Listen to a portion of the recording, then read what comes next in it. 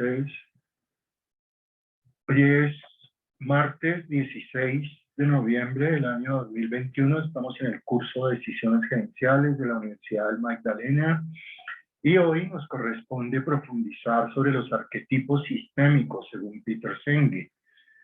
Lo primero que hay que aprender es que cuando se habla de arquetipos se habla de situaciones que se repiten, que son cíclicas, que son recurrentes, como unos patrones que se repiten. A veces a eso también le llaman el déjà vu o déjà vu, eso lo pronuncian de distintas maneras, como que son como esas sensaciones cuando uno dice, oiga, yo esto ya lo había vivido antes, o yo estas palabras ya las había escuchado antes, o yo había tenido una sensación similar antes. Entonces, cada vez que se repite algo con unas características similares, le llamamos arquetipos.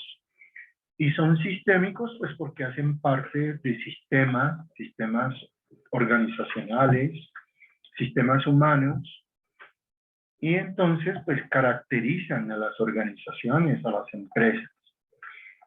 Peter Senge habla en sus libros de 9 tipos de arquetipos. Hay más, pero digamos estos son los más importantes. Límites al crecimiento, desplazamiento de la carga, éxito para quien tiene éxito, que era el que yo les decía, que es cuando le damos al que tiene y que aparece desde la Biblia, de que al que tiene se le dará y al que no tiene se le quitará, o la parábola de los talentos, del que cuida más sus talentos recibe más, y el que no los cuida recibe menos. Pero digamos aquí hay como un enfoque crítico a esta parábola porque si a quien tiene más lo tiene es porque nació en una cuna de oro, porque ha tenido más oportunidades en la vida, pues no es justo seguirle dando a los que tienen mucho y no dándole a los pobres que no tienen, no porque sean perezosos, ni porque sean flojos, ni porque no quieran trabajar, sino porque han tenido oportunidades y condiciones distintas en la vida. Lo mismo dentro de las empresas, hay empleados que empiezan a destacarse, a tener prestigio, a tener cierta reputación, y a eso se les da de todo, y a los que son buenos, pero que no tienen tanto prestigio, pues no se les da mucho, y eso es realmente un error, porque es al mismo tiempo una injusticia y daña el ambiente laboral de las empresas. Este otro es famoso, el escalamiento, que es cuando algo que empieza pequeño, después empieza a volverse grande, como una pelea entre una pareja o en una familia o en una empresa, es el escalamiento.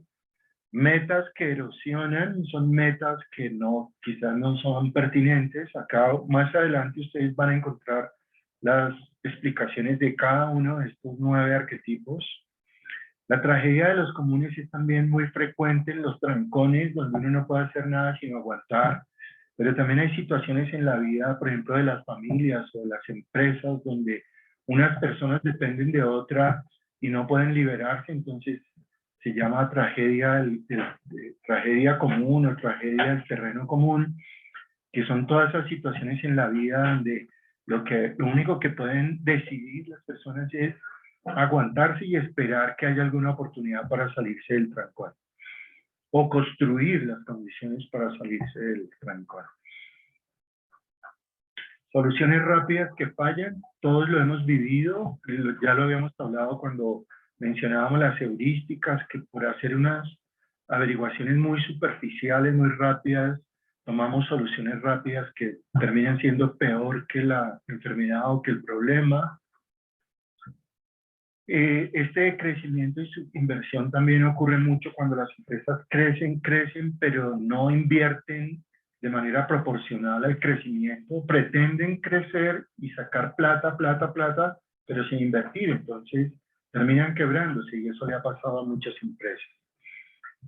Y bueno, compensación entre procesos y demoras es cuando uno dice, bueno, me va mal en tal dimensión, pero me va bien en tal otra, por lo menos lo compenso.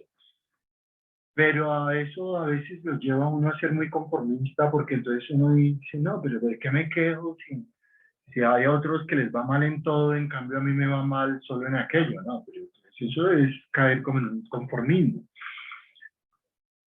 En los arquetipos se manejan varios componentes, que son los ciclos reforzadores, los ciclos balanceadores, estabilizadores o compensadores. ¿Qué significa eso? Significa que hay situaciones sistémicas en la vida de las personas, dentro de las empresas o dentro de las familias o en su vida personal, hay fuerzas que impulsan y hay otras fuerzas que restringen, que bloquean, que nos llevan hacia atrás. Entonces esas fuerzas desde la teoría de campo de Lewin, algunos de ustedes tomaron el curso de teorías organizacionales conmigo hace como 3 años, recordarán que en la teoría de campo de Lewin, pues lo que buscamos los administradores es compensar las fuerzas impulsoras que se opongan a las fuerzas restrictoras y de esta manera andar en un equilibrio dinámico donde de todas maneras sea más lo que ganemos que lo que perdamos. Y es lo mismo que pasa también cuando uno se dedica a ser inversionista. De paso los invito a mi curso de mercado de capitales. Es un curso electivo que dicto todos los semestres, donde se aprende a invertir y donde uno aprende que en los mercados bursátiles uno no siempre gana, uno también pierde, pero que lo que se busca es que lo que uno gane sea mayor que lo que pierda. O sea, llegar como a un ciclo estabilizador o un equilibrio dinámico donde las pérdidas se van compensando con las ganancias y al final del día o de la semana o del mes o del año es más lo que uno gana que lo que uno pierde. Pero también en los sistemas hay demoras o retrasos, hay objetivos, hay apalancamiento. Apalancamientos son como apoyos, son como, está el apalancamiento financiero, que son los créditos, apalancamiento operativo, que es cuando los proveedores le dan a uno plazos, y en el mundo bursátil hay apalancamiento inversionista o de activos financieros cuando en lo que uno invierte están invirtiendo otras 100 o 1000 personas y pueden llegar a un lote en el que ganan más y entonces lo que se reparte entre todos los que invirtieron es mayor. Pero también el apalancamiento ocurre de manera negativa porque así como uno puede ganar más, también con el apalancamiento puede perder más. Y este concepto de factor o recurso limitante es un componente muy importante en todos los sistemas, y es que, para ponerlo en términos empresariales, por ejemplo, hay, hay empresas que el factor o recurso limitante puede ser la materia prima, o puede ser la tecnología, o puede ser el talento humano, o puede ser que no tienen suficiente capital. Entonces, el factor o recurso limitante afecta a todo el sistema y lo determina. A nivel personal también, por ejemplo, un factor limitante de los seres humanos es si sabemos o no sabemos inglés. Entonces, no saber inglés nos limita en muchas oportunidades en la vida de trabajo, de viajes, de acceder a libros, a artículos científicos, a eventos académicos, a eventos comerciales que se hacen en inglés.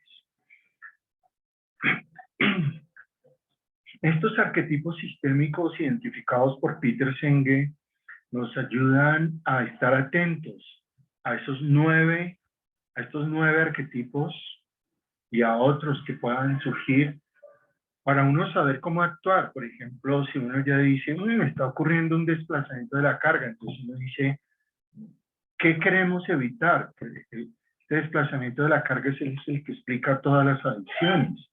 La gente come mucho porque quiere evitar enfrentarse con sus propios pensamientos, su propia ansiedad. Entonces, en vez de enfrentar el impulso que la lleva a la persona a comer tanto, la persona come mucho. Entonces, pues, está desplazando la carga desde sus miedos, desde sus angustias, desde sus ansiedades hacia la comida, pero podría ser hacia el tabaco, hacia el alcohol, la cocaína, la marihuana, el sexo, el trabajo, el dulce, bueno, tantas cosas, los celulares, las redes sociales. Entonces la gente, digamos que se escapa de sus problemas reales a unas aparentes soluciones que resultan ser peores y traerle más problemas que si lograra enfrentar la carga real que le está afectando.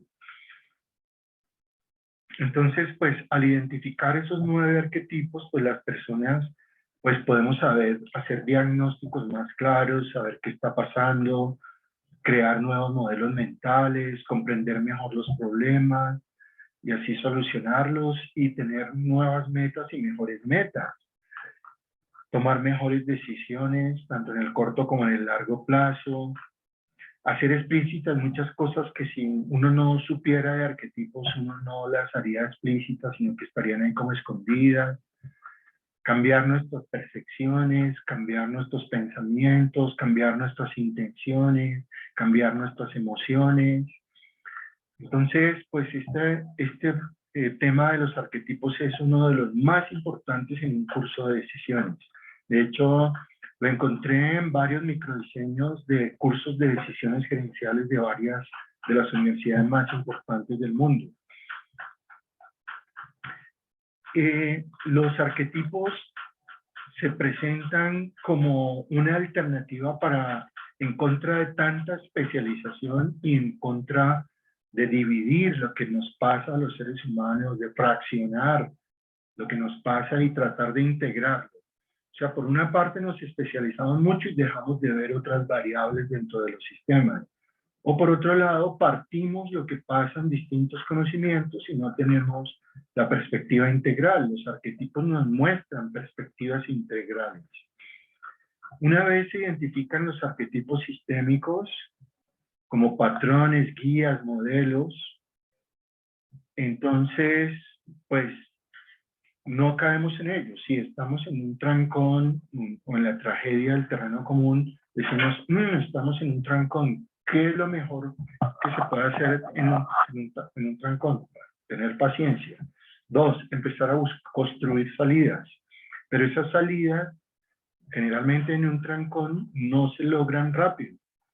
O sea, usted está metido en un trancón y usted empieza a monitorear a ver por dónde se puede salir del trancón y qué movimientos tiene que hacer para salirse del trancón. Y si no, aguantárselo todo hasta que el trancón pues se despeje completamente. Profe, disculpe que lo interrumpe. Sí, Luis. Lo que pasa es que yo voy a salir, entonces, para que me excuse por si acaso llama lista o algo al final de la clase.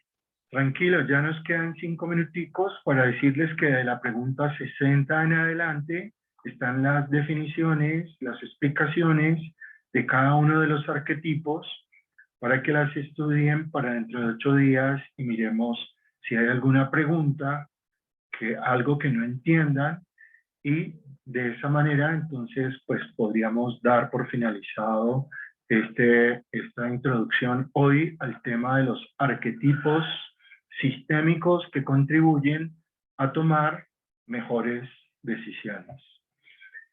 De estos 9 arquetipos, pues son muy claros, el de límites al crecimiento, ya lo había explicado, nada en la naturaleza humana crece sin parar, siempre el crecimiento para y hay que ser consciente. La mayoría de las situaciones de los seres humanos son transitorias, ninguna es permanente, absoluta, sino que empiezan y terminan en algún momento. Y el inicio y el final son fundamentalmente categorías mentales. El desplazamiento de la carga es muy importante porque es el que explica precisamente lo de las adicciones de los seres humanos. El éxito, tiene éxito, ya lo expliqué. El escalamiento también, el de la tragedia de los comunes también.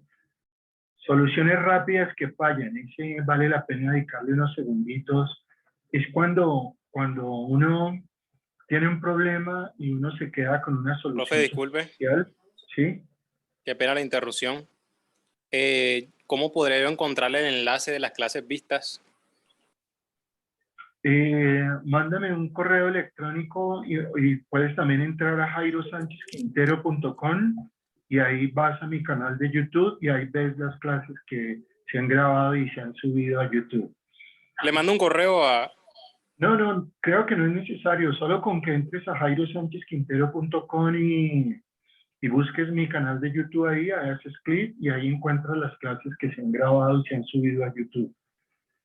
Este ejemplo de soluciones rápidas que fallan es maravilloso, porque una rueda de hierro, por ejemplo, de una bicicleta que se oxida y está chirriando, alguien dice, pues échale agua, y le echan agua y momentáneamente la rueda no chirrea, pero el agua oxida más la rueda. O sea que es una solución rápida que falla porque momentáneamente resuelve el problema, pero en el mediano y en el largo plazo lo agrava. Ya expliqué la de crecimiento y subinversión. De compensación entre procesos y demoras es cuando uno se demora mucho en decidir y actuar. Trae consecuencias muy graves, pero este es un arquetipo que es difícil de identificar porque uno a veces no sabe cuál es el momento para tomar una decisión. Los seres humanos no nos damos cuenta de que nos estamos demorando o que por el contrario nos precipitamos mucho a tomar una decisión. Entonces, este arquetipo es muy interesante, pero el ejemplo es muy duro. Es la matanza en la plaza Tiananmen de China, donde recuerdan la protesta de los estudiantes en China y el gobierno inicialmente no hizo nada y se demoró en tomar una decisión de diálogo y al final terminó usando la fuerza y matando a muchos estudiantes. O cuando uno se demora mucho en comprar o vender un activo financiero y uno después se arrepiente y dice, pero si lo tuve a 5.300 y ya van 6.800, ¿cómo fui tan bruto de no haberlo comprado a 5.300? Entonces, bueno, pues esos son los arquetipos ayudan muchísimo a tomar mejores decisiones. En la próxima clase profundizaremos también sobre Chris Voss, el negociador del FBI, que aprendió a tomar decisiones y tomó decisiones muy importantes en negociaciones muy difíciles con terroristas y con secuestradores. Entonces son ya las 12 en punto, entonces agradecerles mucho su atención, invitarlos a que practiquen en el software de Business Strategy Game, BSG, que estudien el cuestionario todas las preguntas ya, todas, porque ahí van a encontrar muchas claves para que sus empresas sean ganadoras en la competencia que empieza el jueves a las 0 horas por el simulador Business Strategy Game. Buen día para todos, buena semana para todos, cuídense mucho y que estén muy bien. Hasta luego. Esta semana hay que enviar lesiones, ¿no?